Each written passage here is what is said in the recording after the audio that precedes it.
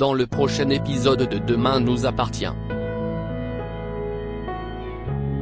Alors que le jour du mariage de Bart et Louise est enfin arrivé, un drame se produit. En parallèle, Stanislas ment au sujet de Dorian, et la relation entre Victoire et Samuel devient électrique. Attention, les paragraphes qui suivent contiennent des spoilers sur l'épisode de Demain nous appartient diffusé demain soir sur TF1. Si vous ne voulez rien savoir, ne lisez pas ce qui suit. Vendredi 13 mai dans Demain nous appartient. Louise est empoisonnée le soir de son mariage et c'est le grand jour pour Bart et Louise, et chacun des mariés se prépare de son côté. Chez les Delcourt, Bart enfile son costume sous le regard ému d'Anna et de Chloé. Le jeune homme y ajoute la touche finale, un nœud papillon noir envoyé des États-Unis par Maxime, qui regrette de ne pas pouvoir assister au mariage de son cousin. Chloé prend Bart et Anna en photo et envoie le cliché à son fils, tandis que Bart laisse un message vocal à Maxime pour le remercier. Avant de partir téléphoner à Florent ce jour très spécial, il montre une nouvelle fois sa gratitude envers Chloé, sans qui un tel mariage n'aurait jamais pu être organisé aussi vite. Louise et Mathilde, de leur côté, sont folles de joie, elles retrouvent Aurélien et Gary, qui sont rentrés tout spécialement de Grèce pour le mariage. Aurélien est ravi de voir sa mère épouser Bart. Gary, quant à lui, remercie son ex-femme pour l'invitation et assure qu'il lui souhaite le meilleur et qu'il regrette son comportement passé.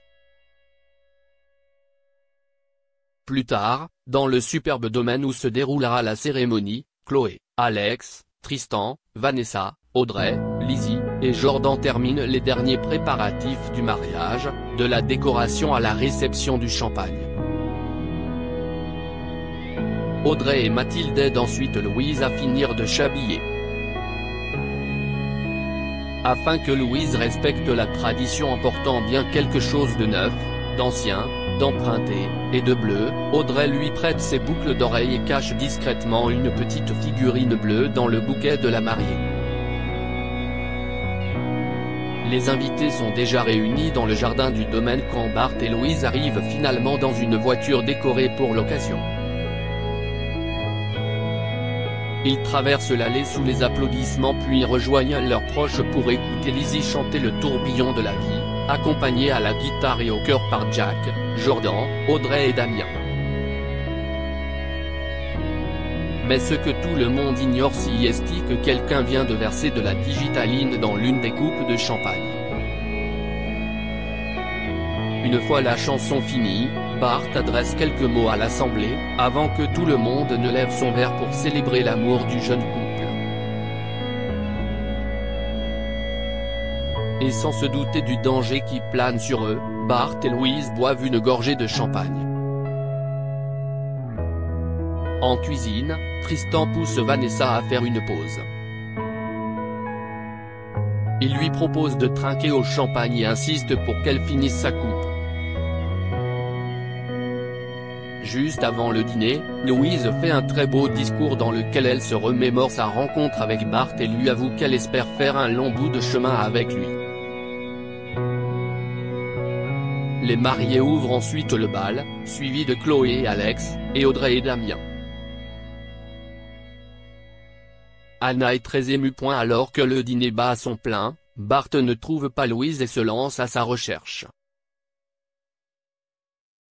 Chloé a vu la mariée parler à Gary dans le jardin. Bart rejoint donc sa femme dehors et la trouve assise sur un petit muret, seule au beau milieu de la nuit. Louise ne se sent pas bien, elle peine à respirer. Bart veut appeler Marianne, mais Louise lui demande de ne pas la laisser. Elle pose sa tête sur l'épaule de son mari qui essaie de la rassurer. Mais rapidement, Louise ne réagit plus. Respire-t-elle encore ? Bart se met à hurler pour appeler à l'aide tandis que le tourbillon de la vie chanté par Lizzie retentit à nouveau. Stanislas cherche à nuire à Dorian au petit déjeuner. Camille demande la permission à sa mère d'inviter Dorian à dîner. Raphaël accepte évidemment, et Camille explique à Stanislas que Dorian est, comme lui, un grand navigateur qui a déjà fait plusieurs fois le tour du monde. Elle est sûre qu'ils auront plein de choses à se dire. Au lycée, Camille fait marcher Dorian et s'amuse à lui mettre la pression par rapport au dîner du soir. Après tout, il s'agit des présentations officielles avec le nouveau compagnon de sa mère. Le soir venu, le courant passe très bien entre Stanislas et Dorian qui ne cessent de parler navigation. Raphaël accepte ensuite que Dorian passe la nuit ici, mais une fois seul avec sa compagne, Stanislas lui conseille de se méfier de Dorian. Il fait croire à Raphaël qu'il a surpris Dorian en train d'échanger des messages avec une fille. Il ajoute qu'il est certain que cette fille n'est pas juste une amie pour Dorian. Raphaël ne revient pas et pense à Camille. Elle compte en parler à sa fille, mais Stanislas insiste auprès de Raphaël pour que Camille ne sache pas que cela vient de lui.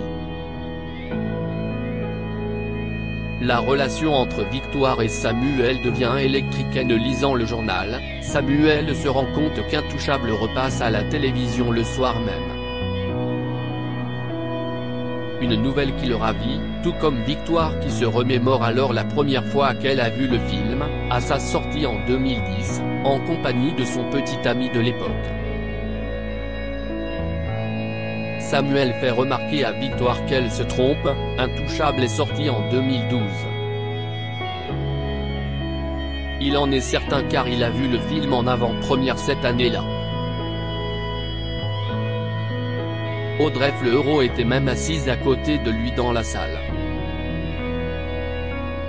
Victoire n'en démord pas, c'était bien en 2010. Ce qui agace Samuel qui sait pertinemment qu'elle ne supporte pas d'avoir tort. Heureusement, l'arrivée de William met fin au débat, une recherche sur internet lui permet de pouvoir dire avec certitude que le film avec Omar Sy est sorti en 2011. Victoire et Samuel avaient tous les deux tort. Plus tard, ça recommence à l'hôpital. Samuel et Victoire ne sont pas d'accord sur une prescription pour un patient atteint d'hyperthyroïdie. Samuel propose alors un marché avec sa compagne, celui qui a tort devra obéir toute la soirée et toute la nuit à celui qui a raison.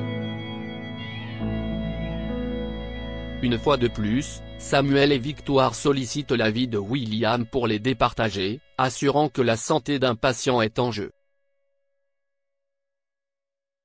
William se range alors du côté de Chardot, au grand dam de Victoire qui a la défaite amère. Victoire retrouve ensuite Soraya au Spoon pour boire un verre. Elle regrette que Samuel ne supporte pas d'avoir tort, et Soraya lui fait alors remarquer qu'elle est comme lui. Mona, qui passe par là, surprend leur conversation et comprend que tout n'est pas au beau fixe entre les deux tourtereaux. Pour elle, si est une histoire de signes astrologiques, un bélier et un taureau, si est la pire association du monde. Car Victoire et Samuel sont tous les deux orgueilleux, horriblement têtus, et complètement contre le fric. Le soir venu, comme convenu, Victoire est obligée d'obéir aux caprices de Samuel. Elle lui masse le dos, puis les pieds, et la situation ne l'amuse pas vraiment. Lorsque Samuel lui propose un câlin pour la récompenser, Victoire refuse et reproche à Samuel d'avoir transformé cette histoire de Paris en un vieux trip pervers. Et comme Samuel n'a pas l'air de comprendre en quoi c'est dégradant, Victoire l'envoie dormir dans la chambre d'amis.